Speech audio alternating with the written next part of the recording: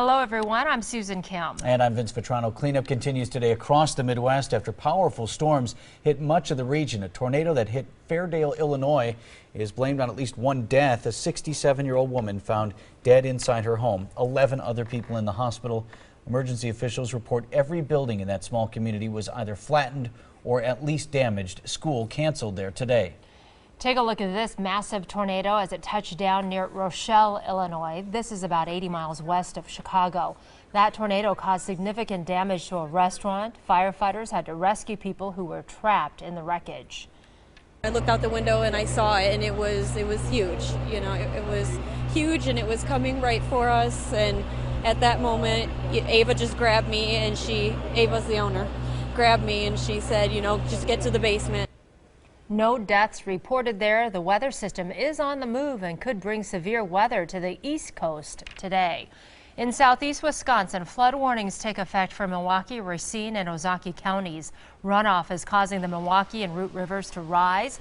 This is Village Park in Thiensville. It's already underwater, and it's already too late for some homes. Plumbers are working overtime to dry out flooded basements. UW Board of Regents is expected to vote today on a proposed tuition hike for non-resident students. Governor Scott Walker's budget calls for $300 million in cuts to the UW system.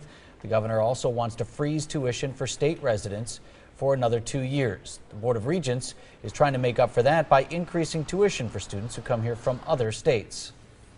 A busy weekend for Governor Scott Walker. He's scheduled to speak at the NRA's Leadership Forum in Nashville, also heading out to Europe then for another trade mission. The governor plans to meet with business and government leaders from Germany, France, and Spain over the next week. Governor Walker visited London back in February. Well, much quieter on the weather front today, but still could see a couple of scattered showers for some of you. I want you to see how close those tornadoes were to us. Now, these weren't all individual tornadoes. They were the actual reports that came in. You do it by location.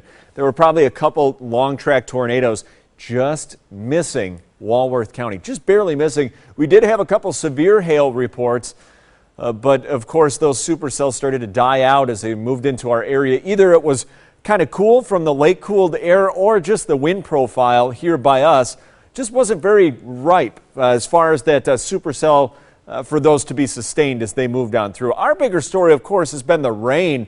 And boy, did we see it yesterday. A swath right here and moving down to the south, anywhere between 2, 3, maybe a couple isolated 4-inch totals. That's plenty of runoff into a lot of our local rivers. So you've got the Milwaukee River going on in Ozaukee County, flood warning there for some minor flooding. And to the south, you've got the Root River in Milwaukee, Racine, flood warnings going on there. Now, as we head through the day, it's going to be windy, but watch what happens this afternoon. We start to see a couple scattered showers move on through, and that's going to taper off as the evening goes on. So not an all-day rain, but it is going to be a windy day, so get ready for wind.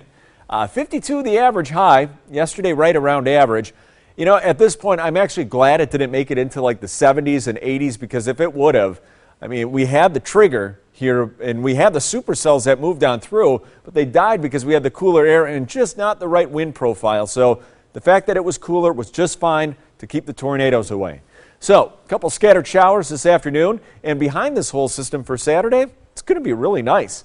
Sunday, we start to see the clouds on the increase, and then by the time we go into the evening, we see a couple showers moving on through. So here we go through the afternoon. Again, a couple showers this evening. Those move on out, and then your Saturday, actually going to be a pretty nice day. The rest of the day today, a couple afternoon showers out there. Otherwise, it's going to be a windy day. 56, our wind gusts sometimes up to 30 miles per hour. So that's your biggest story. No severe weather, no flooding. That's done. As far as tonight's concerned, 36.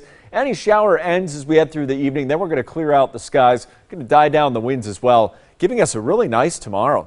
60 degrees, mostly sunny skies. I think you should enjoy it. Now, as far as our next 7 days here, going through Sunday, clouds on the increase, slight chance of an afternoon shower. Better chance of seeing some rain is actually going to be on Sunday night. Now, as far as Monday and Tuesday, the way it looks right now, most of the rain should stay on out of here, and our temperature is actually going to be really nice. And by the way, I want you to notice starting on Saturday how many 60s are on this map, even if you live by the lake. So we've got a nice stretch of weather coming up here. Shouldn't be too noisy until we get what looks like around Thursday starts to get a little bit more active around here. But otherwise, very nice stretch with very nice temperatures most of this upcoming week.